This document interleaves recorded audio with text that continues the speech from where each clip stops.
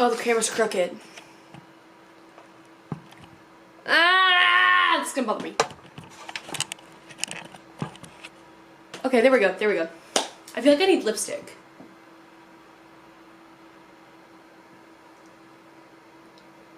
That didn't do anything. Okay, I didn't even put it on away. Okay. If you're wondering, yes, I do already have my Christmas tree up in the back right there. My bangs are like, whatever. That's what you get for, you know, cutting them in the bathroom in New York.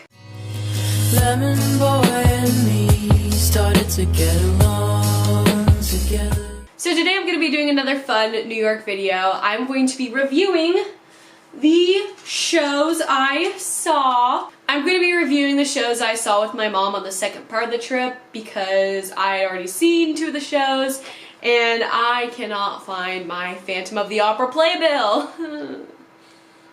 This isn't any particular order, by the way. Like, this isn't even the order I saw them. This is just where they are in my stack.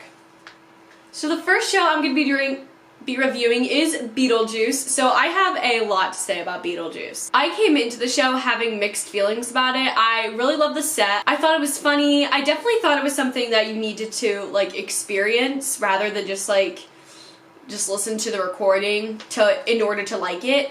And so I came into it with mixed feelings because I was like, I'm a very music oriented person. So when I'm looking at a show, I always am really drawn to the music. Like, I have to, I don't know, I just enjoy especially structurally good music, and just like, because campy shows I enjoy, it's just hard for me to enjoy. Like, I have to see them to enjoy like those like campy like teeny bopper shows.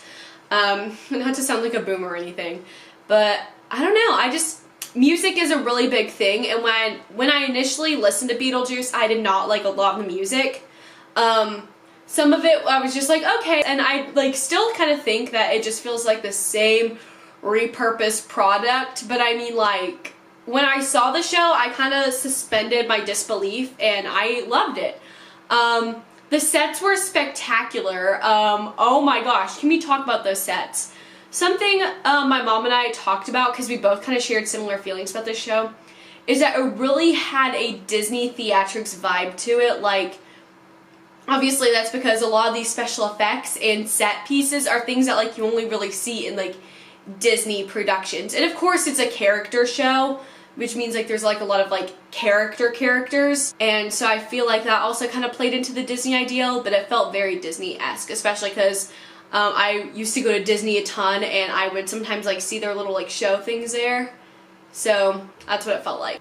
A lot of the performances in the show were amazing. There were some that I had mixed feelings about, but I don't really want to go into that just because these people, like, they're farther than I already am, and I don't want to like judge anyone because like I'm not really like that qualified, but I was very impressed with a lot of the performances. Can we talk about Leslie Kreitzer? I don't really know, because I believe that she is so underrated. Well, I know now. But yeah, so I had some mixed feelings about this show going into it, but I think the main thing that caused my mixed feelings was the audience. So remember, musicals and concerts are 2 different things, and be thankful for the opportunities you have, because a lot of people don't get the same opportunities you do. Yeah. Okay, we're not going to go on a whole tangent on that because that'll be forever. Alright, next. Oklahoma! Okay, so this show has easily become like one of my favorite Golden Age shows recently. But yeah, it was so cool. Oh my gosh. But can I just say, this show stressed me out so much.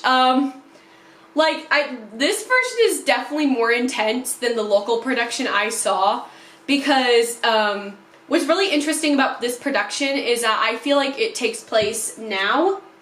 Like, it takes place in the present day rather than in, like, the 1800s, which was something I really appreciated because there are topics in this show that I felt like are more relevant to now, which, when I, like, saw, like, the local production, I was, like, shocked to realize, that some of the dialogue that was in the Broadway version was, like, original, and it wasn't just, like, made for the Broadway version or whatever. But I was really interested to, like, see that some topics are so relevant now were like whittled into a Rodgers and Hammerstein show, which was really interesting to me. Like, first off, there is a character in the show that is I don't really know how to explain Judd. If you know Oklahoma, I don't really know how to explain Judd. Judd's an interesting character, and in this version, he assaults another character, and that is not in a lot of versions.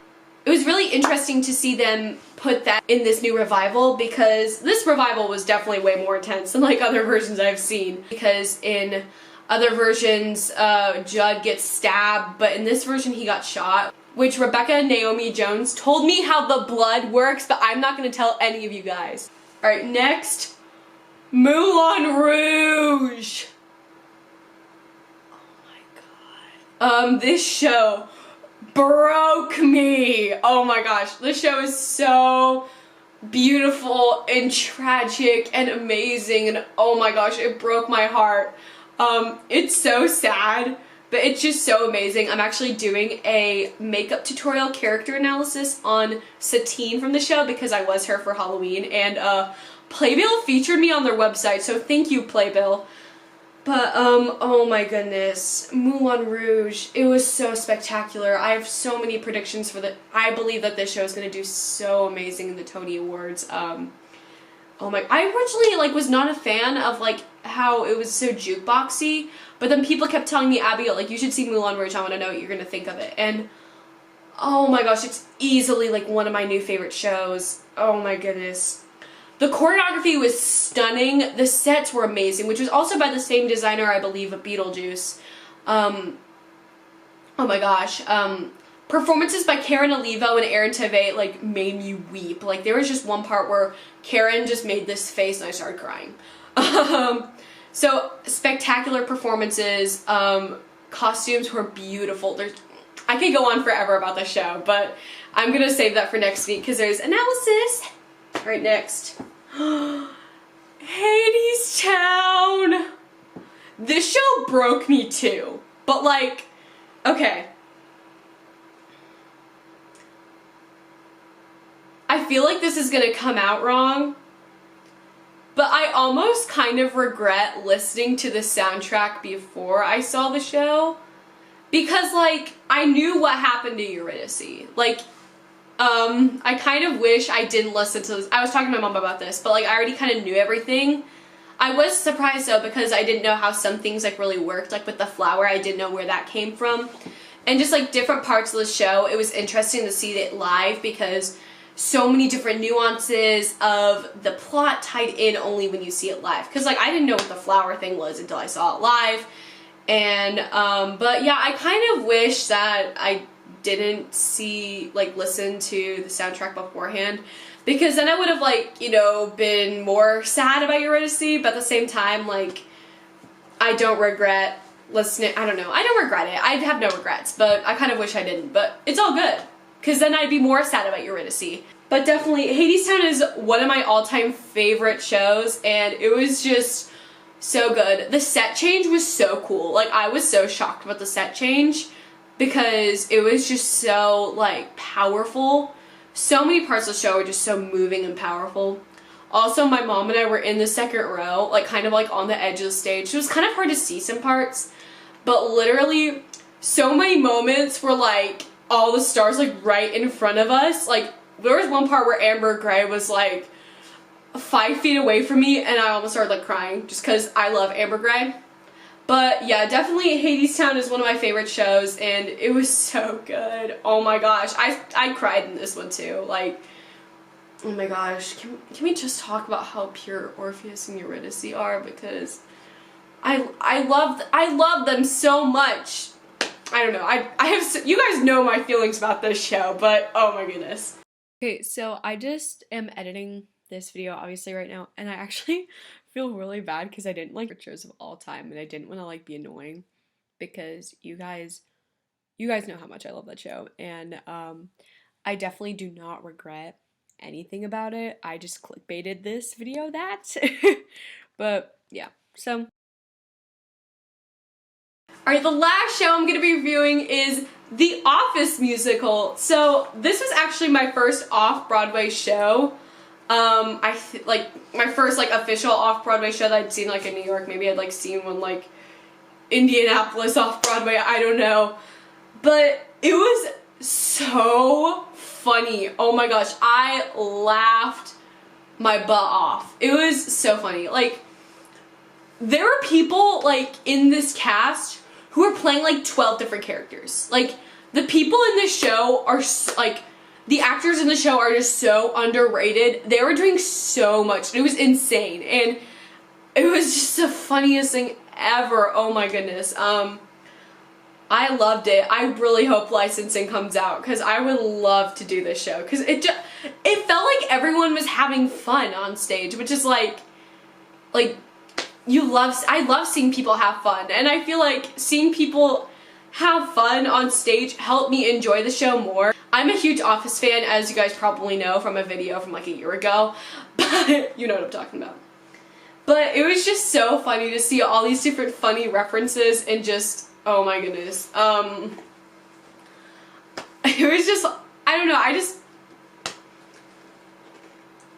definitely agree that, like, if you're an avid Office fan, then you would enjoy it. But, like, even if you're not, like, the biggest Office fan, you would enjoy it. I just feel like if you're, like, a huge Office fan, like, you enjoy it more just because, like, you know all the references. But I loved it.